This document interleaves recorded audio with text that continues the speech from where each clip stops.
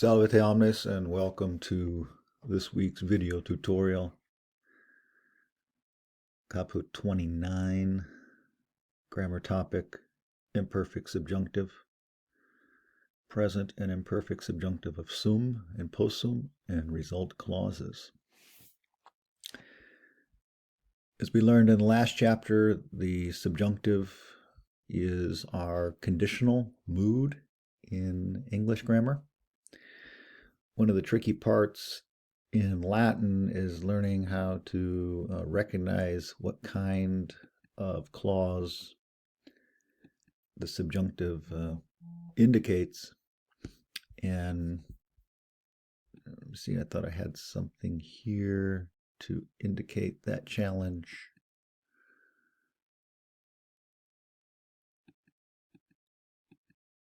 Oh, right here. The challenge in these readings is to distinguish between purpose and result clauses, both of them which may be introduced by ut, tam, tantos, ita, sic, and so forth. So as you'll see, there are these adjective and adverbial words which will be very helpful for recognizing what kind of clause type we have, whether it's a purpose clause or a result clause. Let's go back to the main topic here. The imperfect subjunctive, in contrast to the present subjunctive, is pretty easy to recognize, as your book indicates.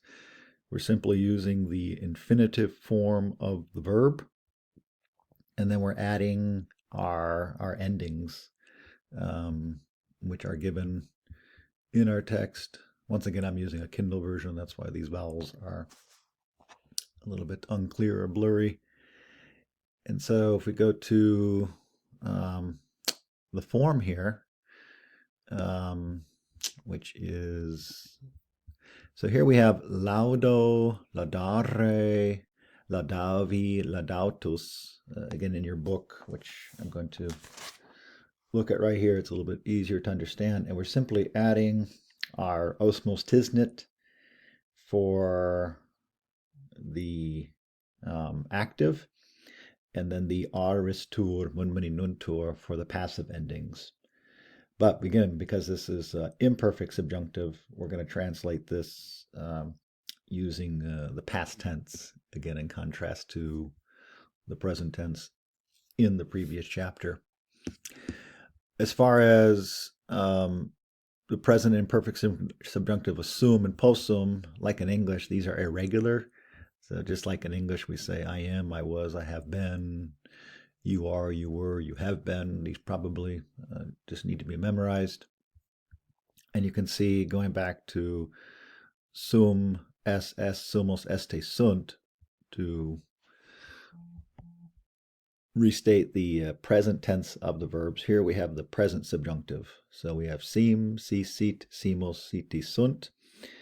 But as often is the case, we're still following our basic pattern of osmos tisnit in terms of recognizing the person and number of the verb. And once we know the vocabulary and the form of the verb, we should be successful in understanding and translating. Let's take a look at a couple of examples. Again, you'll want to read through this on your own just to get a basic introductory perspective on the topic. So I think the Wheelock does a good job of giving some model examples. Here we have hoc dicit ut eos juvet. So he says this. So there's our just basic present tense. Dicit hoc means this. Ut means in order to, or more simply just to. So he says this to help them. So you may recall from the last chapter, this verb is in the present tense. And so I have our Whitaker's words up here.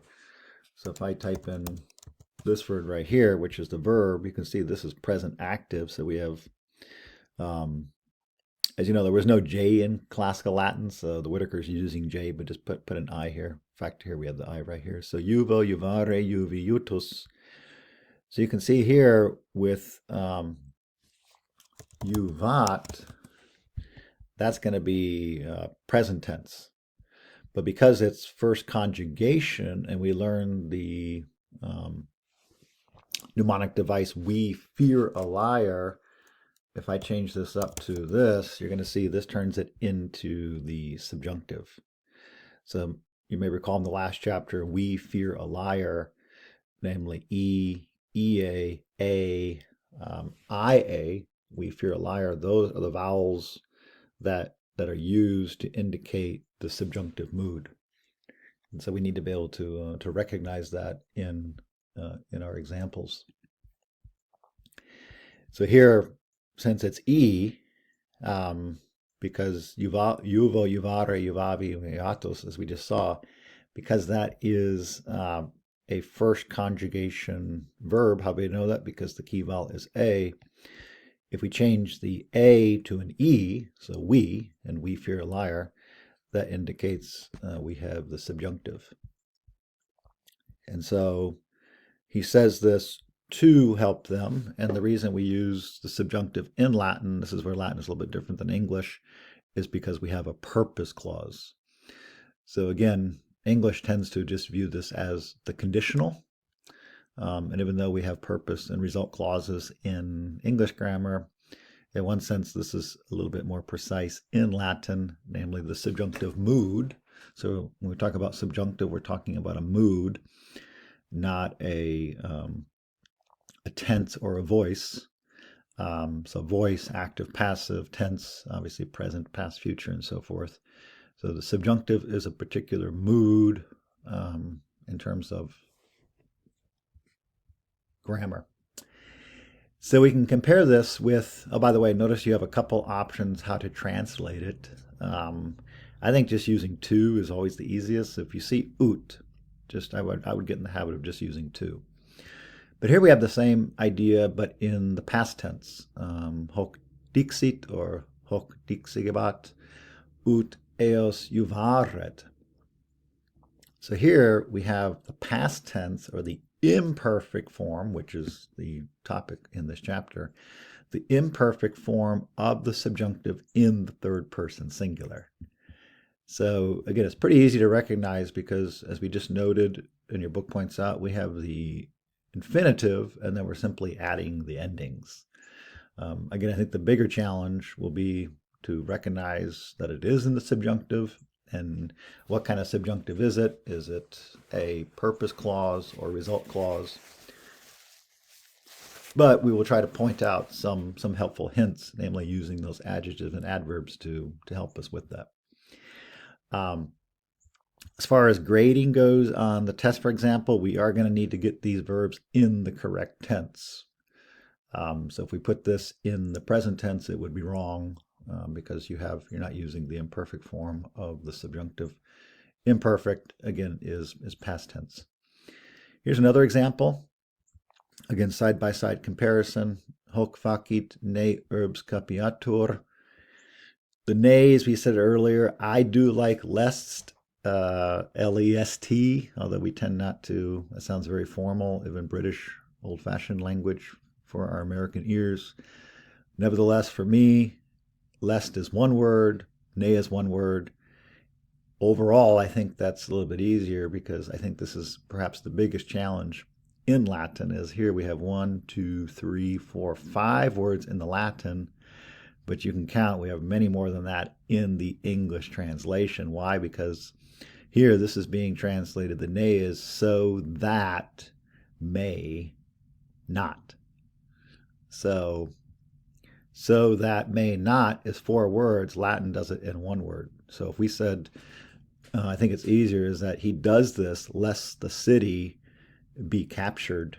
I think that's, for me at least, easier. But again, you have to find your own method in order to lead to a successful result. But here we have a purpose clause in the passive. Passive subjunctive, arestur munmuni nuntur, and so we translate it accordingly. Here we have the same thing, but in the imperfect subjunctive. So you can see, once again, we have our infinitive, capere, infinitive going all the way back to Latin 1. but then we're simply adding our third person singular subjunctive ending, and you can see the difference between the two. So as always, you'll definitely, I think, want to read this a couple of times. Don't forget latintutorial.com is a great video resource to help you learn this as well. All right, so please read through this because the lesson presupposes that you've read this and have some general understanding of what we're about to talk about. This is what I was mentioning earlier, is that recognition. Latin result clauses begin with ut and contain, usually at the end, a subjunctive verb. But remember, ut also is for purpose clauses, as we learned in the last chapter. So ut can be both result and purpose.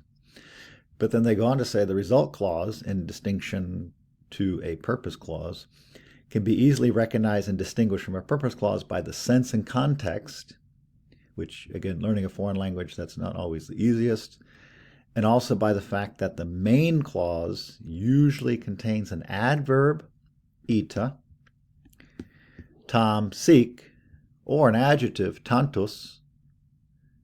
And I think that's the best way to think about it as we go through the examples. If we have one of these adverbs or adjectives, that's going to signify to us that we have a result clause, and then we need to translate it accordingly based on the context and so forth. Again, I will point that out in the lesson. Here you have many examples sort of talking about that. So here we have tanta. Remember, this is an adjective word, so it could, we need an adjective ending. So tanta fecit. This is a result clause. Why? Because he did these things, or he did such great things, that he saved the city. That can be interesting because we might also think that he did such things to save the city. But again, it just depends on the context, which oftentimes we don't have in the Wheelock's Latin. But you can see that it could be a purpose clause. So he did these things so that. What's the difference? Well, again, we have to recognize using these adverbs or adverbs that this is a result clause and this is a purpose clause. And so that's sort of, the things that, one of the big things we're going to have to learn in this chapter. Here we have tam, which tells us that it is a result clause. Here we don't. So I love the fact that it's basically the same idea, but using a different sense of language. And by the way, I think it's no different than other subjects, whether it's math or the sciences. You have the same numbers or the same data, but they can mean and be interpreted in different ways. And so language is no different. Strenua, here we have a purpose clause because we don't have, well, the context tells us that, but also we don't have one of these signifying adverbs or adjectives. And the same thing here. Here's tanta telling us that we have a result clause, and so on and so forth. Okay, so here's our new vocabulary that we need to learn for this chapter, and which will be on your first test this quarter. And so fatum fati, we'll get the word fate. Again, I'm not going to go over these because of the fact that we're online, but these are words that we will see in the examples.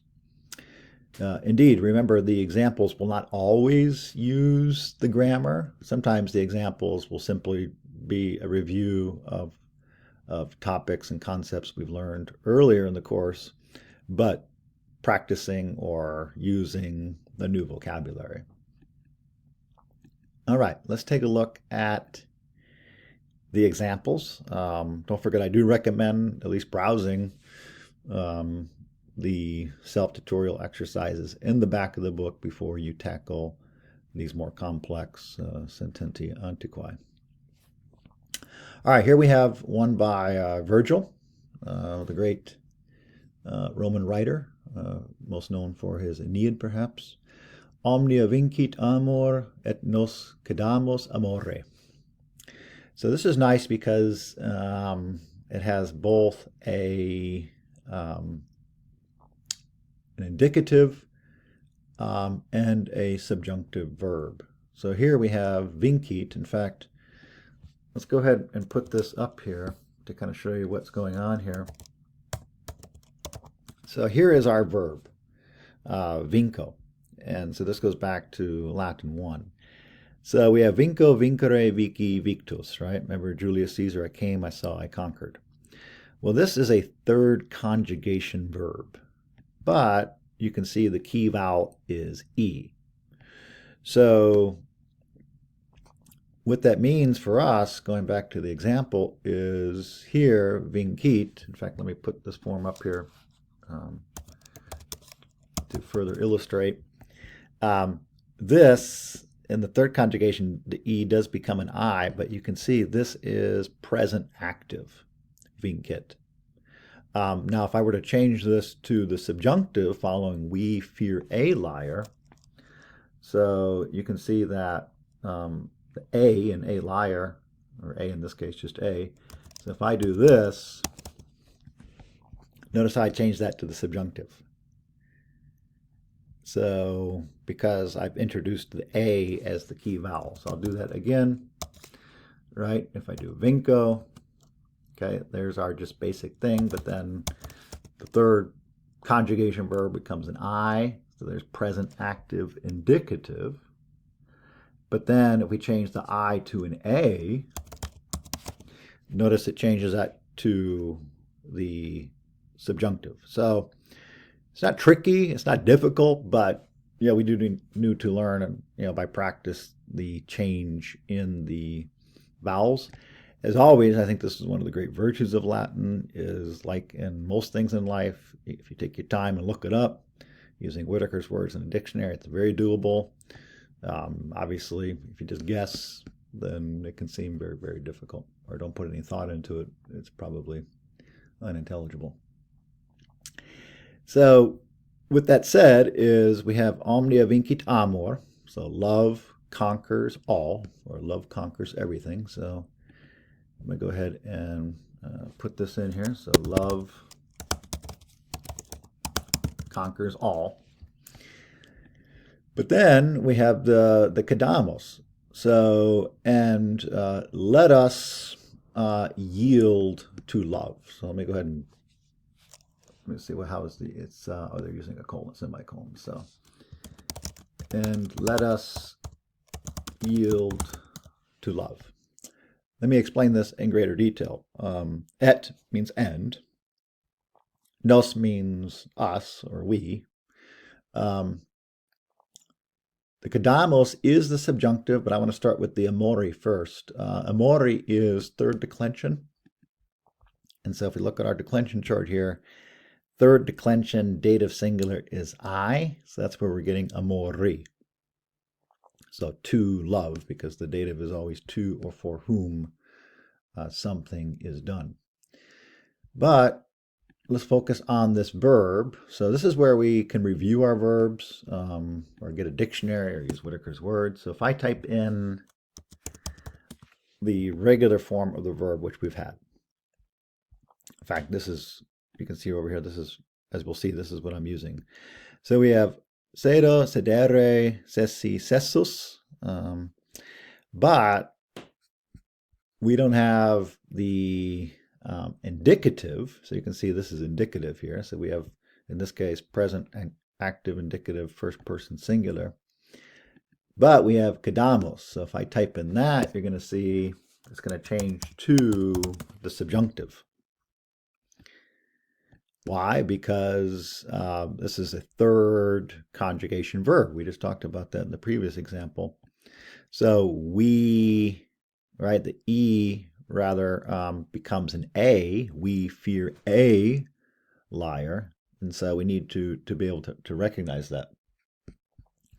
Now, in terms of translation, now that we've explained quite a bit of the grammar, is what does that even mean? Love conquers all, and let us yield to love. In other words, let us not be violent. Let us not be things that are contrary to community and living a happy life. And so there it is, the subjunctive, right? And now the subjunctive can mean more than purpose and result clauses. It can mean like hortatory subjunctive, like in speeches like that let us, that sort of thing. And so that's how it's being used there. Number two, urbum clarissimam condidi mea monia vidi explevi cursum quem fata dederant.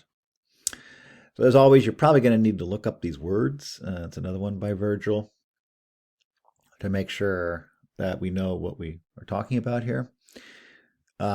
We should be able to recognize this as the direct object, and then here is our adjective. And so urbem is merely third declension accusative singular. But because city is feminine, that's why we're using the first declension adjective to modify or to agree with urbem. So clarissimam can mean famous or well known. And so, but then we have our verb here, condidi. So probably the easiest way is to use Whitaker's Words, which is a great resource. And you can see this is the present active indicative first person singular. So again, the Wheelock is not going to use all of the verbs in the subjunctive because we wouldn't do that normally, but many of them are. So here you can see condo, condere, condidi, conditus, which can mean a lot of things.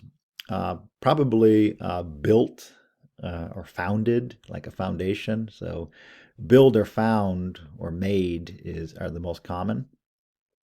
And so probably found, in terms of founded, like ab urbe condite, lives on the founding of Rome, is the common translation of this in Latin. So let's use found, but then we have isti, imus istis erunt. So you can see we have the first person singular. And so we put all that together is I founded, or I have founded, I'll explain in a second, a most famous city. So I'm going to go ahead and write that down, and then I'll explain that a little bit further.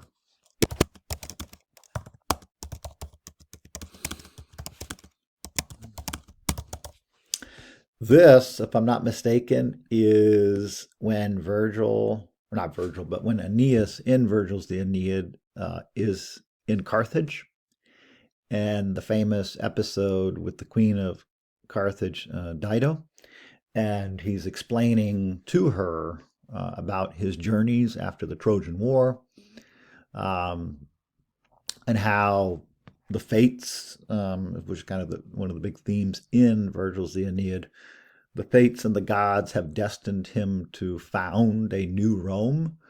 Remember, Virgil was writing during Caesar Augustus after the Roman civil wars. Again, as we've noted, that's really one of the great things about Rome, is Rome always found a way to reinvent itself from monarchy to republic to empire to Christendom. Latin, of course, being the common language and denominator through that profound history of Western civilization. And so that's sort of the sense of it. That's why we're going to use the true perfect. I have found it because we've noted before, oftentimes the perfect can simply be translated as the simple past. In other words, I founded, but here we don't have quotation marks indicating he's speaking, but I think that is the context. Vidi, wiki, I came, I saw, I conquered, Julius Caesar. And so in that case, I saw, or I have seen my city walls or fortifications. This actually is one of the vocabulary words. If we go back to, here we go. So ammonia, ammonium, the walls of a city is, so it's a noun, right? Neuter noun, plural is what that means here. So let's go, anytime you have the italics, once again, that's going to be our translation. Here are some words in English that come from that, which is nice to see. So let's go with walls of a city for our translation. And so, so I have seen the walls, right, of my city. So we'll put that in here. So, let's see, what is it? Oh, they're using a semicolon again. So I have seen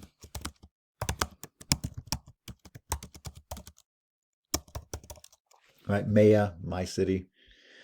Explavi means completed, right? So you can look that up on Whitaker's Words. As always, I'm not going to do this for all of them because it's something that, oops, that you need to be doing.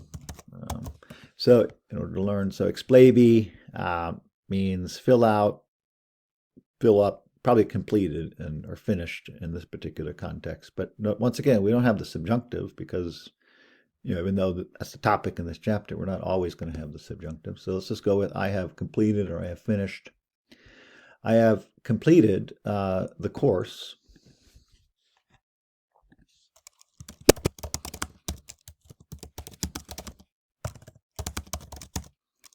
Not the curse, although it could be a curse for some, yeah. I have completed the course which the fates, and then Deed errant is had given. So I have completed the course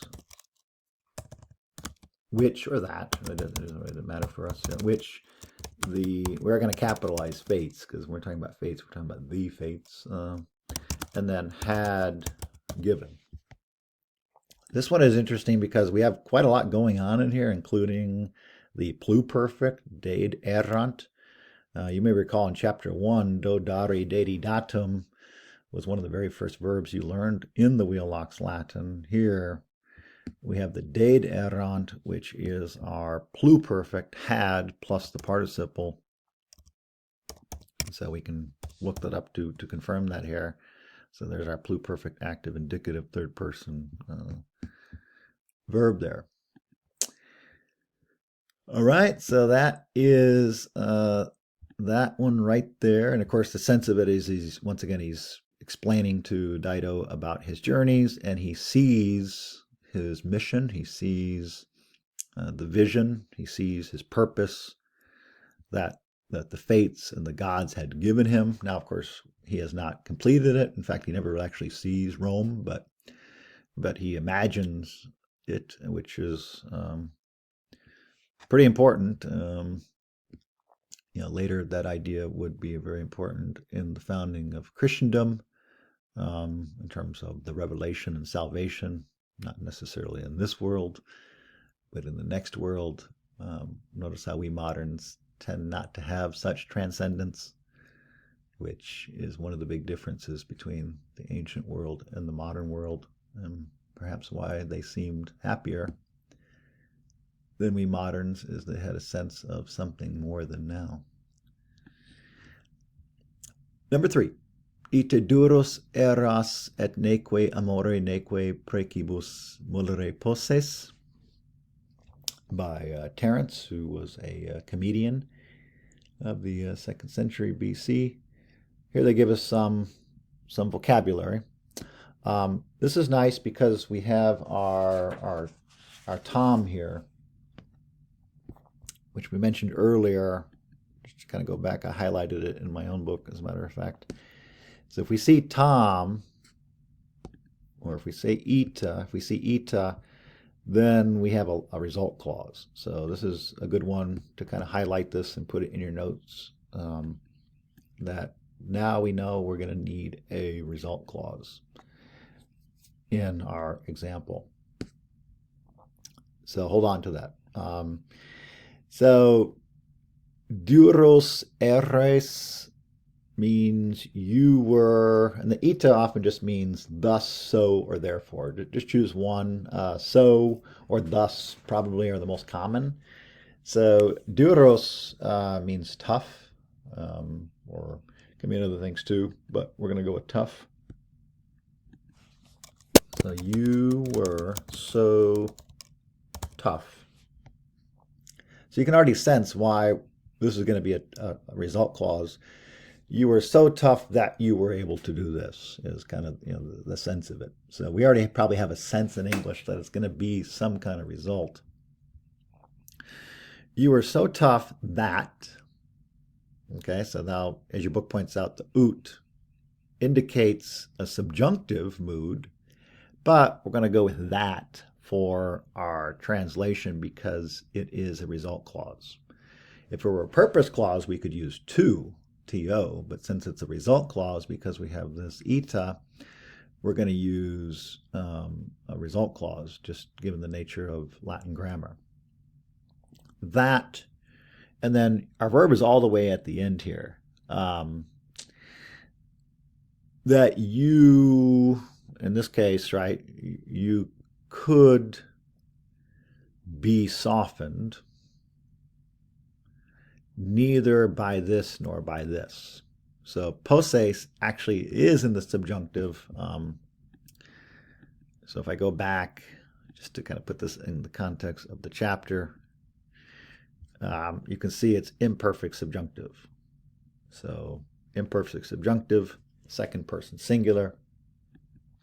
Why? Because Latin uses the subjunctive with a variety of clause types, in this case, a result clause. So this is where the Latin is different than English, and we need to be able to recognize the spelling or identify that as such is kind of the tricky part grammatically in this entire chapter. So since it's past tense, we need to use past tense. So that you could not be softened. That you could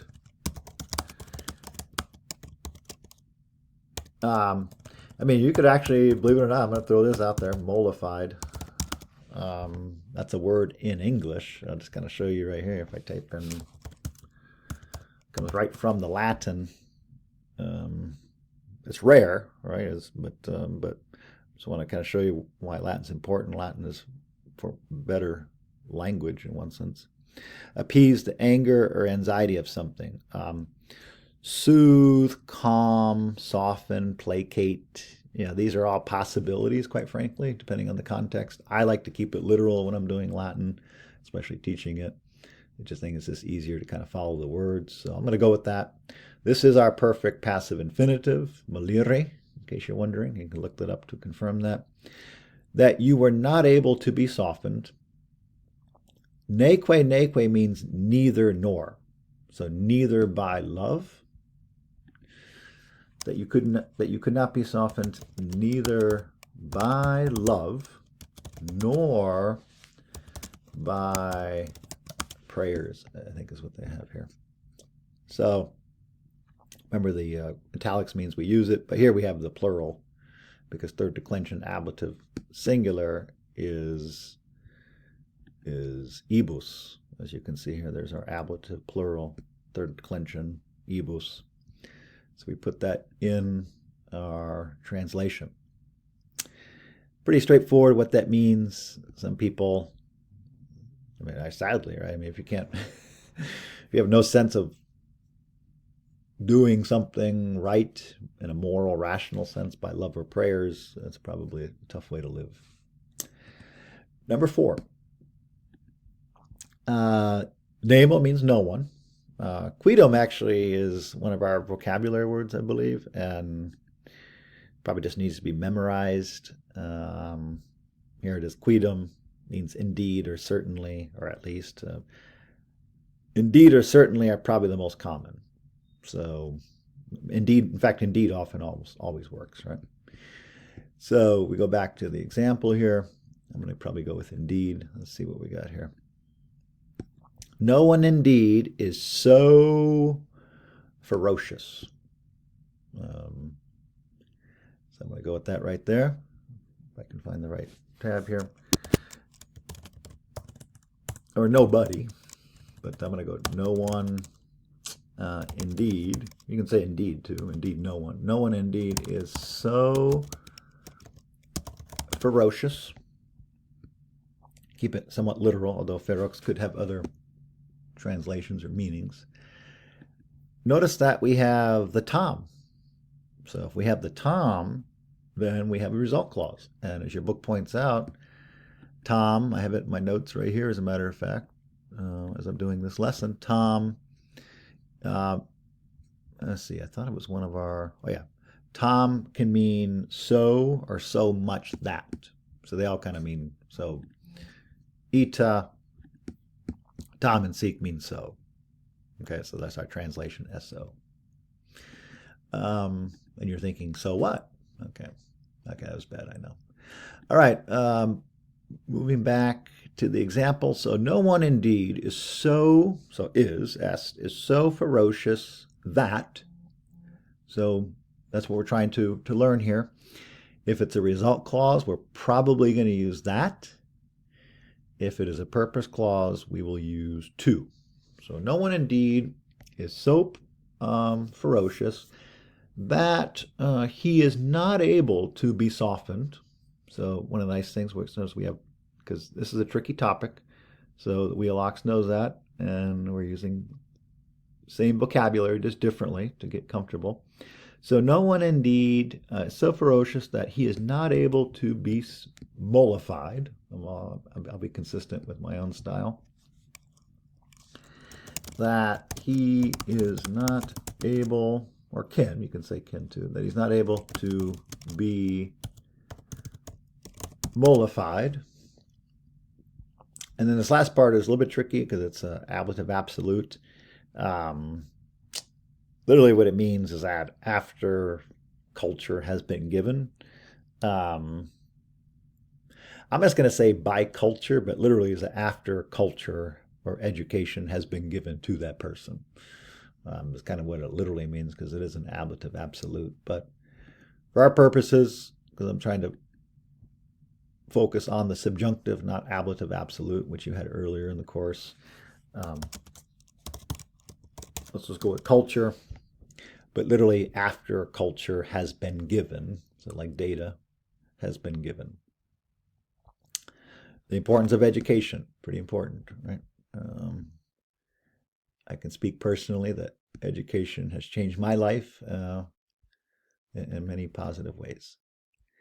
Number 5, difficile est saturam non scribere nam quis estam patiens malae urbis ut se teniat. This is Juvenal, satire, famous for bread and circuses. They give us a little bit of vocab here.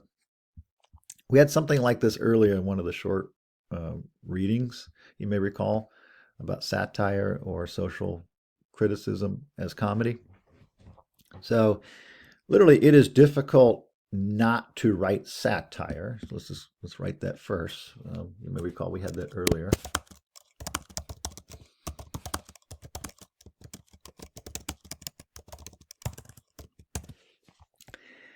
It is difficult not to write satire. So it is difficult.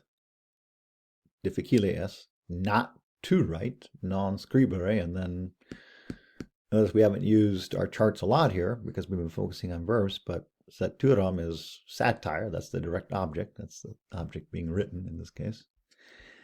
And then nam means for who is so patient. So for who is so patient. That is the, or tolerant of, I guess. Let's go with tolerant of because you'll see it's probably going to sound better as a translation, but patient also would work. For who is so tolerant of, let's see here. Just want to make sure I'm doing the correct punctuation because we don't normally use semicolons today. It is difficult to write satire, not to write satire for who is so tolerant of. Nam quis est tam patiens. So now we need a, since we're using tam, this is a result clause. Okay. And then malae urbis. Yep, you guessed it, right? Literally of an evil city, of a bad city, I think sounds a little bit better for me. So I'm going to go of a bad city. For who is so tolerant of a bad city. Oops. Here he's talking about Rome. He often complained. Rome, as you know, they had a law where you couldn't have carts and wagons on the streets during the daytime, and so everybody had to move around at night. I guess nights they were very loud. And so he often used to complain that he couldn't sleep because of the merchants and everybody else sort of doing their business at night because they had to. And anyway, it's kind of funny to think about. But then here's our ut clause. So who is so tolerant of a bad city that they can restrain themselves? So let me write that and then I'll explain it. For who is so tolerant of a bad city that, so we're using that because it is a, because we had Tom, that's why we need the purpose clause. So, or excuse me, result clause. So result is that they can restrain themselves. Literally hold themselves back is what teniant literally means, like tentacles. We've had this word before in the Wheelocks in Latin. But that they can restrain themselves. So what we need to recognize here is tenio. So if I do tenent, you can see that is present active indicative. But what we have here is teneant, which turns that into the subjunctive. Do you see that? So I went from that. So if I go back again, watch this real quick. See? Now it's indicative.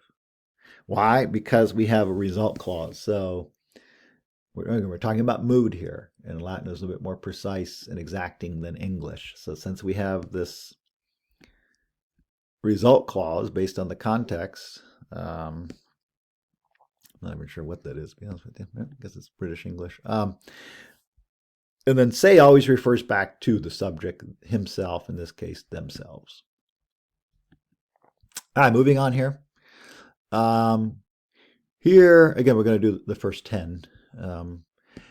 This one is something we had earlier in the book, but in a simpler manner. This one, I think, is the hardest one in the Sententia Antiqua, at least ones we're doing, just because it's kind of long. And so, once again, I think you're going to have to look up the words, otherwise you're not really learning. I wouldn't say anything, but if you don't look up the words, it's curious how you can do a translation. So once you look up the words, you're going to have something like this. Was once in this thing public so much virtue that men brave, citizen, pernicious, serious penalties, that punishing acerbic enemy reprimand. So that sounds like it's making a mess of it, but now it gives us some vocabulary, right? So then you have your vocabulary. Then we need to work our way through the sentence, kind of, separating it, like most things in life. I mean, as you're learning something, you have to simplify it. Otherwise, it can just come at you too fast. So in English, or rather in language studies, using punctuation can help us with that. But this one doesn't have a whole lot of punctuation. That's why I think this one is a little bit trickier. We have punctuation, but all the way at the end. So then we need to find the clauses. Well, here we have an ut word which introduces a clause, either a purpose or result, as we're learning in this and last chapter. But, so let's put like a backslash here, and let's make sure we can, I think, we need to learn this first before we move forward. Again, everybody's different, but that would be my advice to you in terms of tackling longer, more complex sentences. So with that said, I think it's a little bit easier, right? So fuit means was. So this goes all the way back to, so we know that est is, right? So he is, but how do we say is was? Well, we have a couple options. We have erat, but here we have the perfect third person singular. So in this particular case, we're still going to translate it as was. But it's no different than English. I am, I was, I have been. So we make similar changes in English. So there was once is how we're going to translate that. So Latin didn't use there. but we got to put, otherwise we just have once was. So there once was.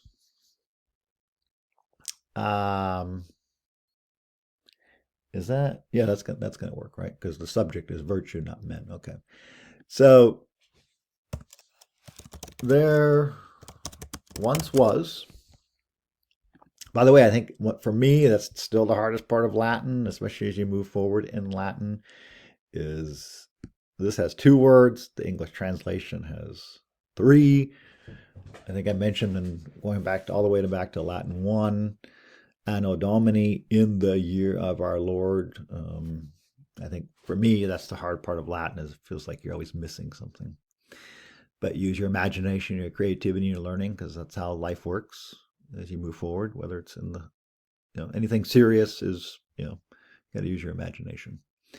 So fuit quandam, there once was, or there once was in this republic, in haec republica. So let's go ahead and write that down. There once was in this republic. Now, of course, Cicero is talking about the Roman Republic prior to the civil wars and the birth of empire. So Cicero was born in 106 BC and died in 43 BC.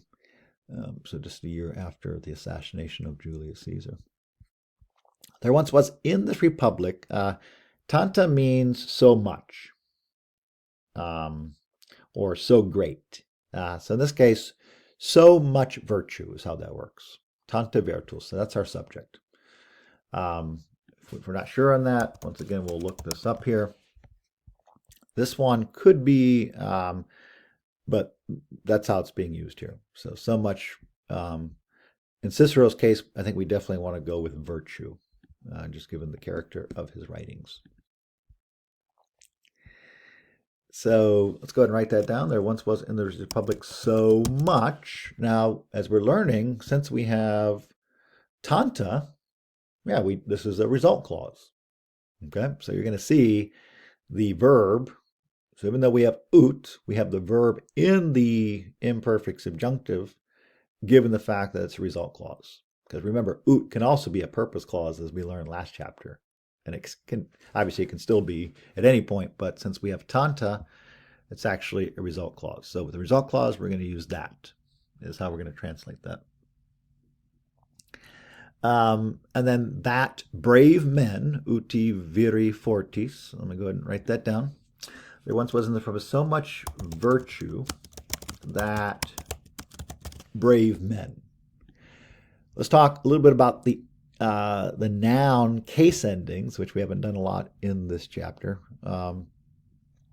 Viri fortis, that is, viri is going to be second declension nominative plural. But then brave, like fortitude, is third declension nominative plural. Why? Because brave or fortis is a third declension adjective, but then we're modifying men, which is a second declension word. So you should be comfortable with that. This is how Latin works. But there it is, the viri fortes. That is our subject because it's in the nominative. There once was in this republic so much virtue that brave men, now in English, we expect the verb to come next. We can kind of feel it. And so here's our verb all the way at the end. And remember, if it's in quotation marks, that is those are words in English that come from that word, not necessarily a translation. So let's go ahead and take our time. I think it's, in my view, one of the great virtues of Latin is you got to take your time. And so let's go ahead and write this down here. Let's see here, just make sure I'm spelling it correctly. Okay.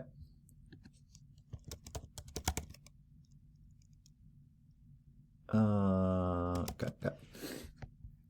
So you can see here, this allows us to, so there is our infinitive, and then we're simply adding the endings.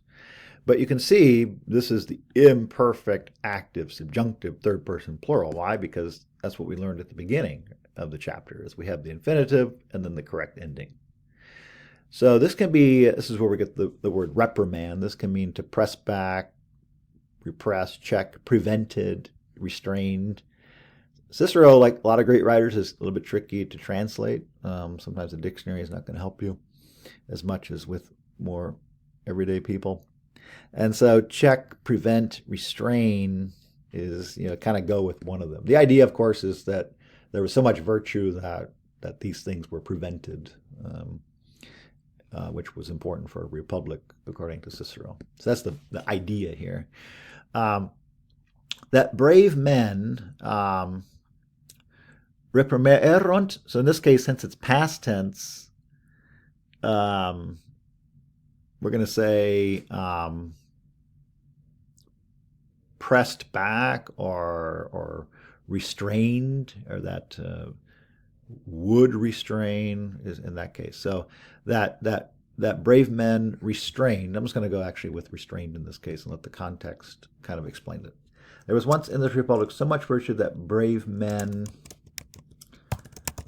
restrained, but then restrained who or what? Well, here is our direct object. Pernicious, a pernicious citizen is how that works in this case, because kivem, if we look here, is the word for, kivem is the word for citizen, or a Roman citizen. Well, let's just go with citizen. So,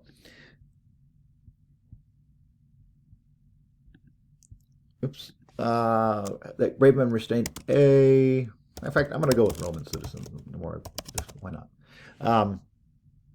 Sounds like it works, especially for Cicero. So that brave men restrained. So notice that this is the verb that agrees with brave men.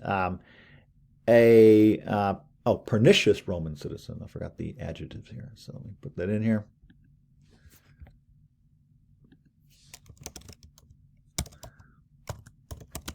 Pernicious, very bad, morally, rationally corrupt in some sense. That restrained a pernicious Roman citizen. Now that's where it gets a little bit tricky, because we have the ibus inis. We have these either dative or ablative endings. So remember I said this is probably the hardest example in these to work your way through. And this means with harsher punishments. Let me write that, and then I'll try to explain it here, how that grammar rather is working.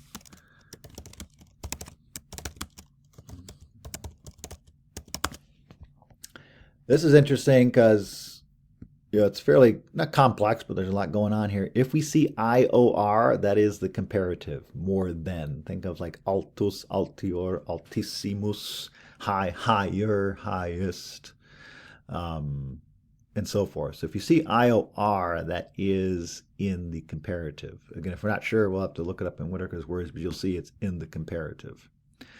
We've had this word many times. Remember, it means like fierce or sharp. And this is where we get the word penalty. If somebody's given a subpoena, it has something to do with the law and the court. And so, but this means punishments. But then, literally, then, as quam means then.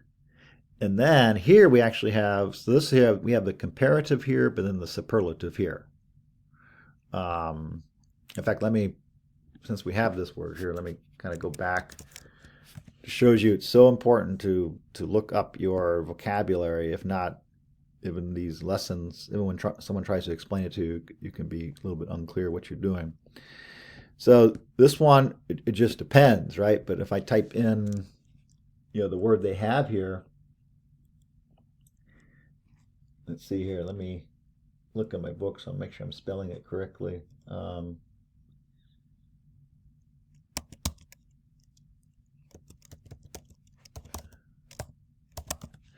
Now we've done the comparative, you see, right? So if we see IOR, that is the comparative in Latin grammar. But then we have the superlative, because remember the superlative is isimus, isima, isimum. So, so in this case, it means then the fiercest enemy. So let me write that down, then I'll explain it.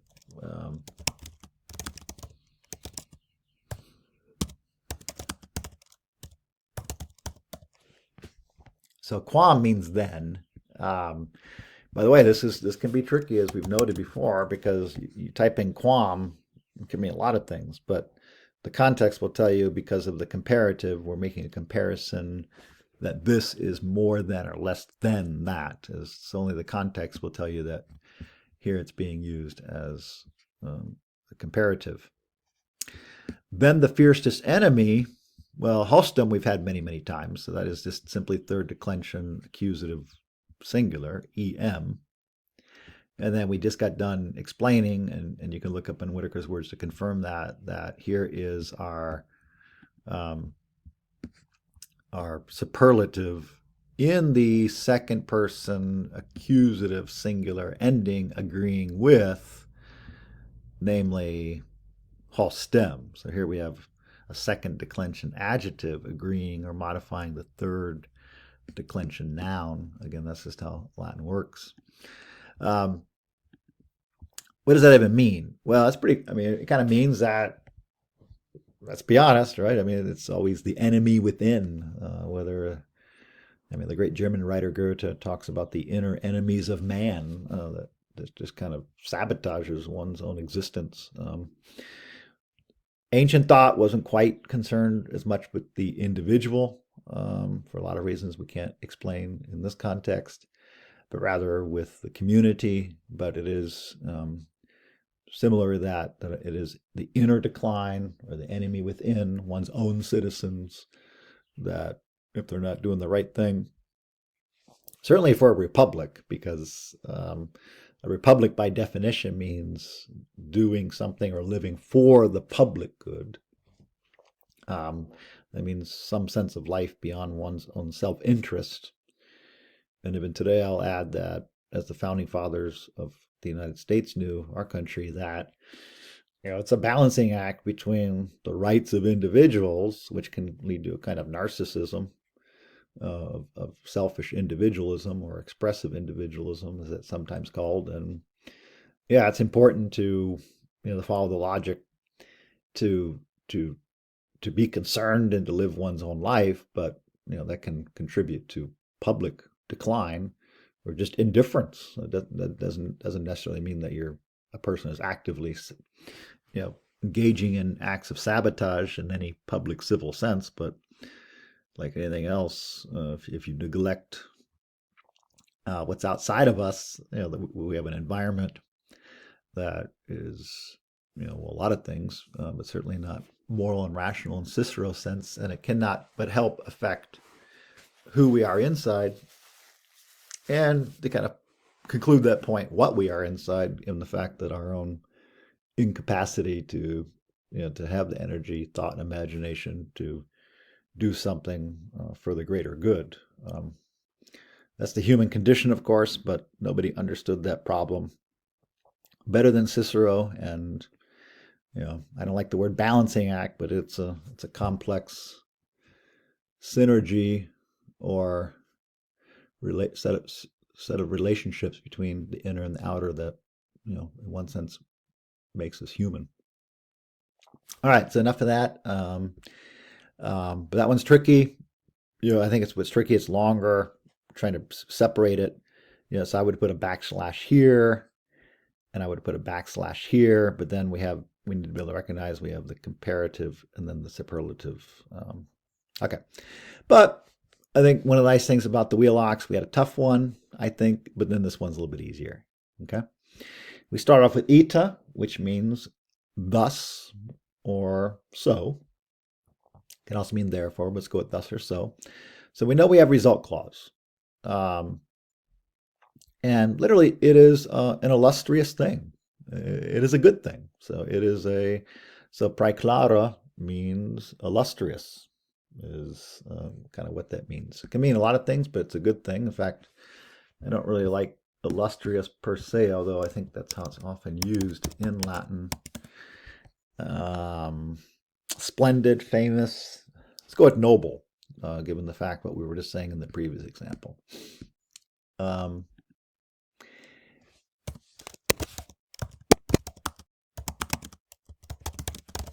it is a noble thing. Ita praeclara est. Or even just, it is thus noble. In fact, I like that a little bit better because then we're leaving out. So it is, there we go. I think that's better. It is thus noble. What's noble? The recovery of liberty.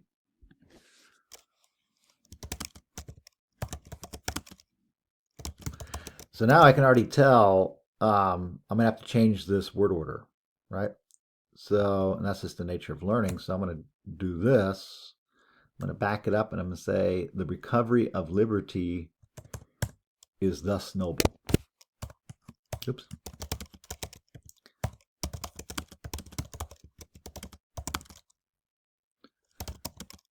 I think I misspelled that. So, the recovery is what we want here. So there we go. Right?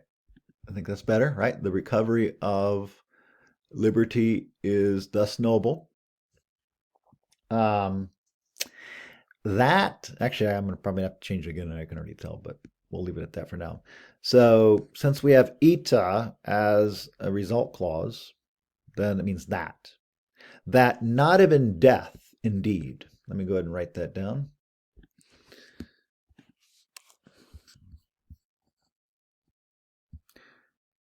In fact, let's put that in there.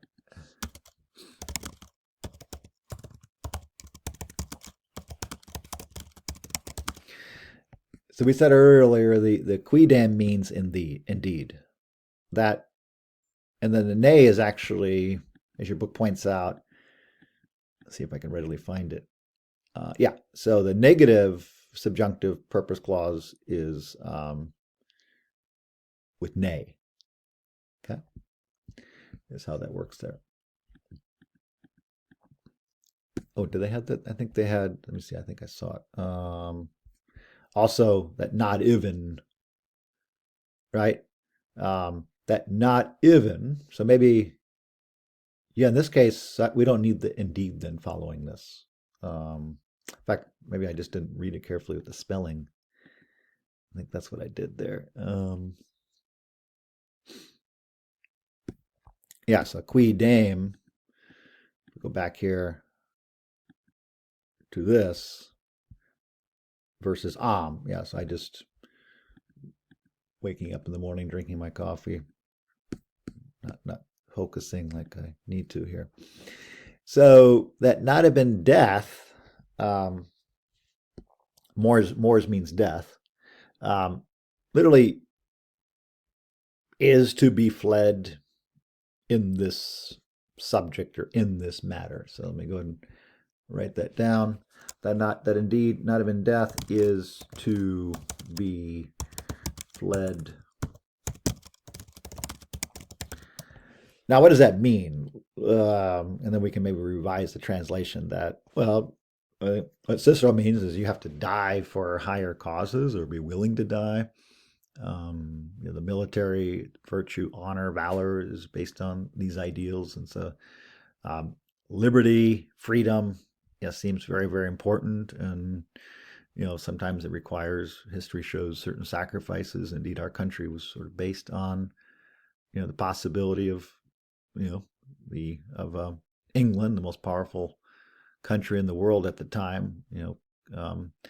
Was it Benjamin Franklin? Is that we must join or die? He's got that famous example of a snake chopped up and cut into rather symbolizing different states, because the founders, as you may recall or know, it was state rights, because there was no United States, and federalism, which became a big debating point, is still something that Americans are debating. Namely, kind of yes, we have individual rights, we're different states, but somehow there's a union. Think of the Civil War, in one sense, exposed, that tension in American history as well. So, but going back to the Latin here, so it is a noble. The recovery of liberty is such a no is thus a noble thing that not even death, should be fled, or should be fled in this matter. Namely, in haec re, literally in this matter, referring back to the recovery of liberty. Okay, moving on to number octo. Ne rationes meorum periculorum utilitatem rei publicae vincant. Ne means lest or not. So that's kind of interesting. So I'm going to say let not is how I'm going to go with that one here. So let not really the reasons of my dangers. Again, Cicero can be a little bit tricky to translate, but I'm going to keep it somewhat literal. Let not the reasons of my dangers. Eventually, he did lose his life. Is sort of the context of this. He was beheaded by soldiers of Mark Antony. Let not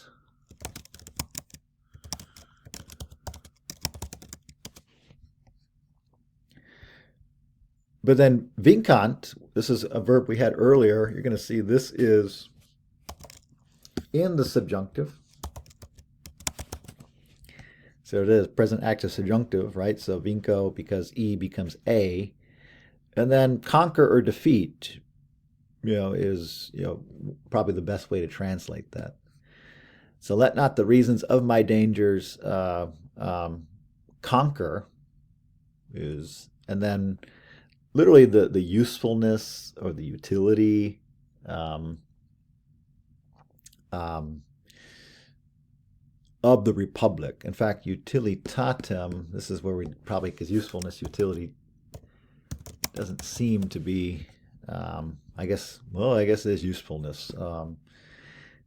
Seems to be missing. We'd have to look at the original context. Sometimes the Wheelocks doesn't always use the exact words, so maybe it's, but this seems a little bit abstract. At least the word does, the idea doesn't. Let not the reasons of my dangers conquer or defeat the usefulness, and then the usefulness of what? Of the republic. Actually, probably for the republic actually makes better sense in that case. Right? So the idea is Cicero is trying to save the republic, at least rhetorically, and he's trying to. I think he's talking to his friend Atticus, and obviously you can imagine his friends and family members are worried about him losing his life because he had the means in one sense, and he had such standing that he could have left Rome or just stopped talking, but he had the courage of his convictions. And while there's a lot of evidence, while Caesar was still alive, even though they were in one sense not political allies, Caesar did respect Cicero for his mind and for his ideals. And let's be honest, he was an old senator at that point. In many ways, Caesar was not too worried about Cicero at that point. But he did continue to, after Caesar's death, to criticize Mark Antony in the so-called Philippics, and Mark Antony, who was less tolerant in many ways than Caesar. A little bit, Caesar had thicker skin. Eventually, Mark Antony hunted down Cicero and beheaded him.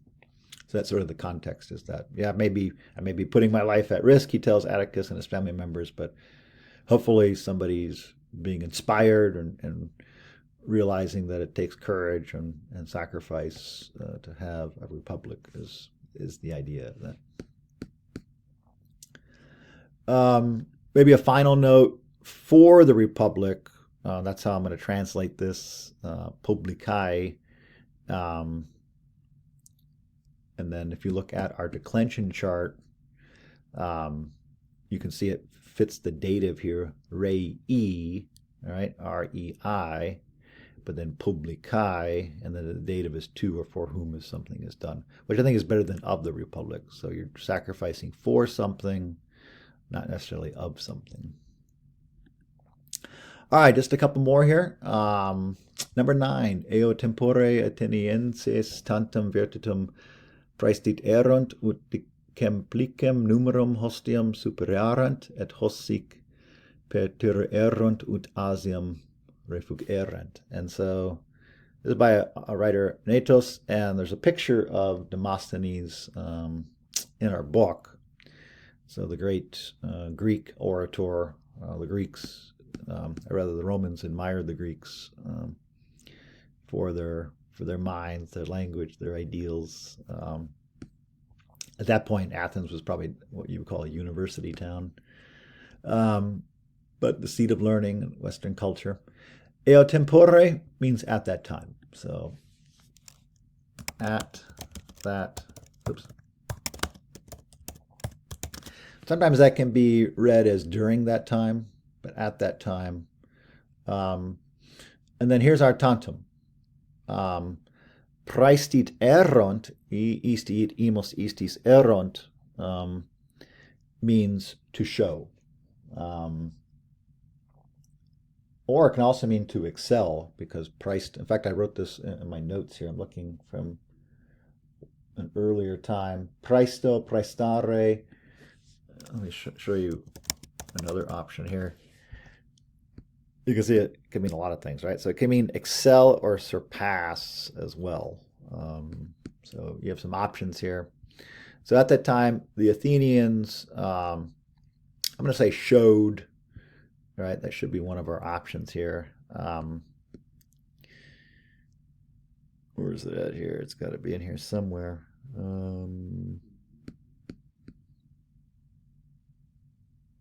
Furnished, supplied, tendered, presented.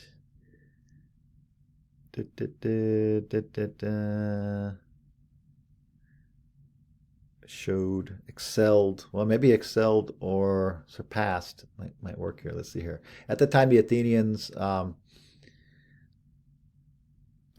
still gonna say showed so much virtue. I think for just the context is what I'm gonna go with on this one.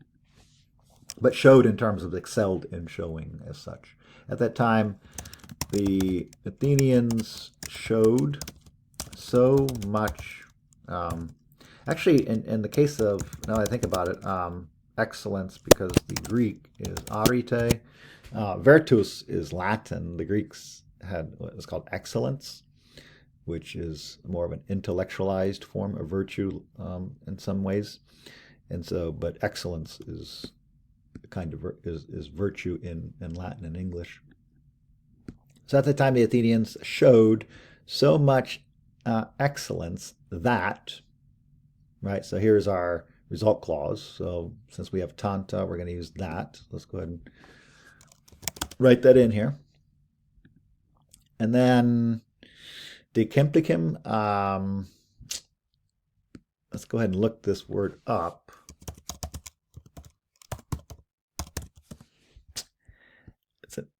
It's tenfold. So we'll go tenfold, like decem, decimal, decade. That literally that they surpassed superarent, that they showed, I guess that they let's see, superarent, let's see. The idea here is that they excelled over, I assume it's the Persians in this case, that they conquered or outdid or surpassed. Let's go and see if surpassed works here. You can see we're getting to the point in the Wheelocks where simple translations are not that easy at the time. So it's excellent that they surpassed, but then surpassed what? They surpassed the enemy by a tenfold amount. Is kind of how that works there. That they surpassed the enemy by a tenfold tenfold amount.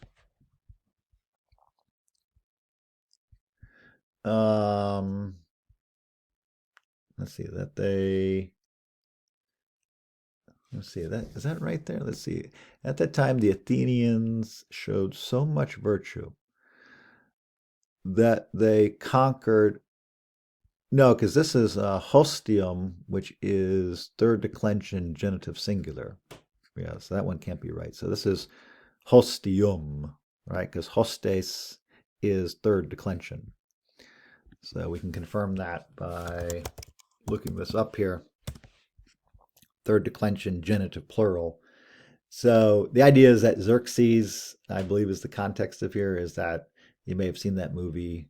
Was it 301? I think it is. That's about the Spartans, but the same thing is that they had many, many more of the enemy, but the Greeks somehow were able to defeat them through their superior virtue and ingenuity, so that they conquered a tenfold number of the enemy. In fact, that's the sense of it here. That they surpassed a tenfold.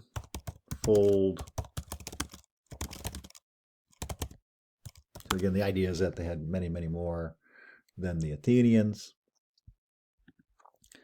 There it works, because now this is what they conquered or surpassed, because this fits our accusative ending. So this is third declension accusative singular, em, but then numerum is our second declension accusative singular. And Pterunt, and so Pterunt is where we get, remember, per kind of means like very. It's used to kind of emphasize something.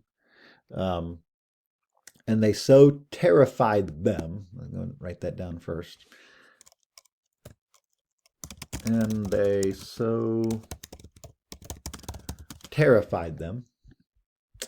And they, erunt, so terrified them, that, because if we have, remember, if we have seek here, we're going to use a result clause, that they fled back, or that they fled back into Asia, or that they retreated into Asia, that they're like where we get words refugees, right?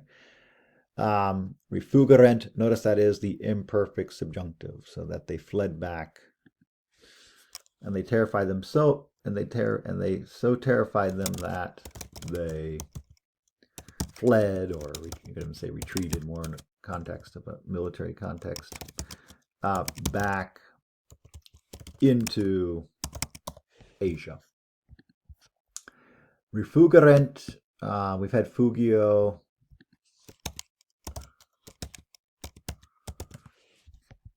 Imperfect active subjunctive, that they, here, back again. So this one doesn't help us too much, but they returned back, because we have fugio, and they fled back, they ran away back.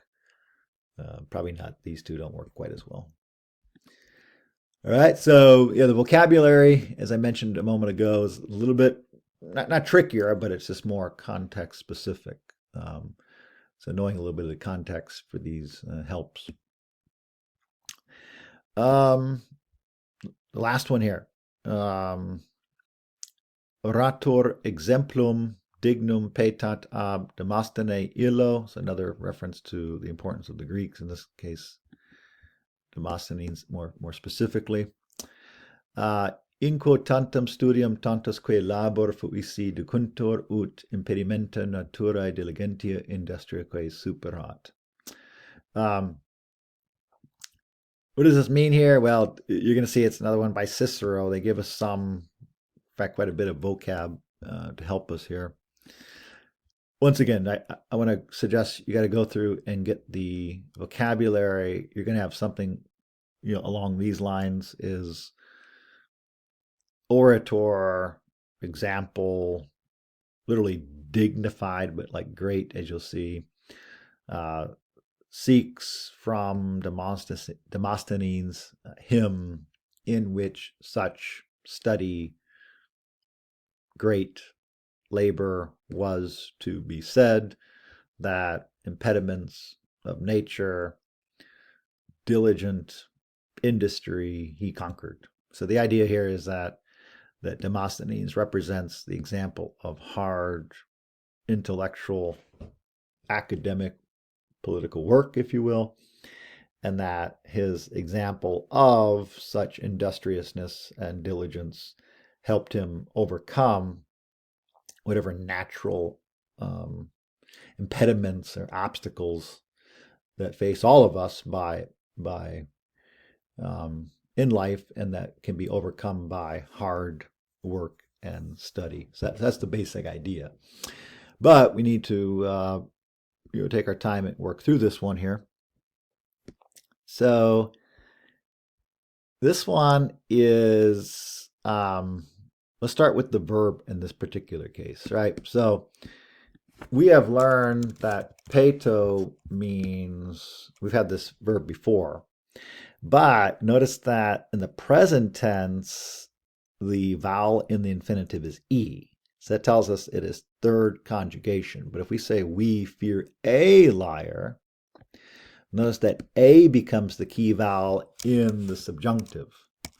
So sure enough, we have present active third person subjunctive. So what that means is, going back to the last chapter, it means let.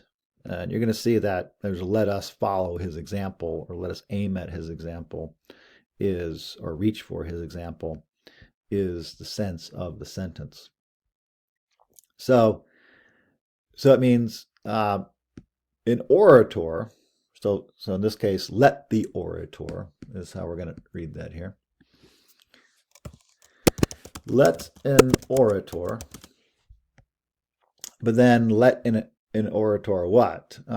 Seek literally the dignified example, but maybe great example. What would be some other possibilities with dignum? Is worthy, deserving. Let's go with worthy in this case. So let an orator seek the worthy example, namely exemplary or exemplum. Let an orator seek the worthy example. Exemplum could also be model, if you will. Literally from that Demosthenes, right? So that, and ab is always followed by the ablative. So sure enough, third declension, ablative singular is E, but then illo.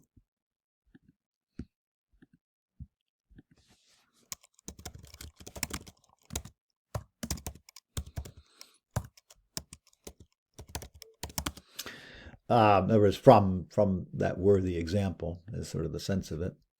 And then literally in which. In quo, right, means in which, or in this case, since it's a person, maybe in whom.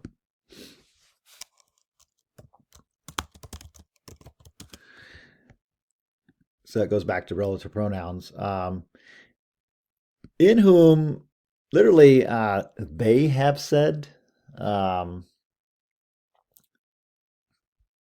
But we can probably just say in whom there has been said to be, in whom there has been said to have been, is almost how you need to write it, because we have the fuisi decuntur. In whom there has been said to be such study and labor. That one can be a little bit tricky. I'm going to make it more idiomatic. And so in whom it has been said, let me go ahead and write that down so I don't lose track of the grammar. In whom it has been said that he, again, I'm making it a little bit more idiomatic just to make sense of it here. In whom it has been said that he possessed such study and work. in whom it has been said that he possessed such study and work. So let us follow that worthy example from Demosthenes, in whom such study and such work have been said to exist, right? So my translation is a little bit loose here in one sense, but you get the sense of it. That, because we have the tantum, so now we get kind of the grammar point. So let's go and put that down here. That. And then that he conquered, so this clause is a little bit easier. So that he overcame or conquered. That he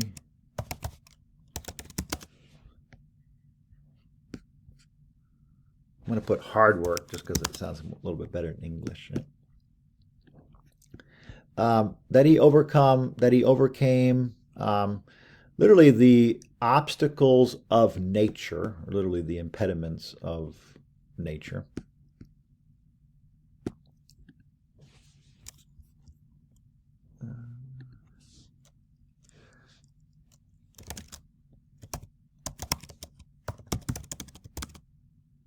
I'm going to capitalize it because I think they mean nature and nature. Right?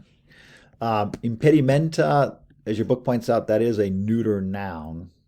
Remember, this is just words in English that come from it, but it means impediments. I think we all know it. We still use that in English, but it is a neuter noun because if you look at our endings here, neuter plural is a, so the accusative plural direct object in this case is ne, and then of nature, naturae is first declension genitive singular. But then how did he overcome them? By literally, so let's see, by, I think we can say diligently, or by an industriousness, by a diligent and industrious, by diligence and industriousness. Let's go with that, actually.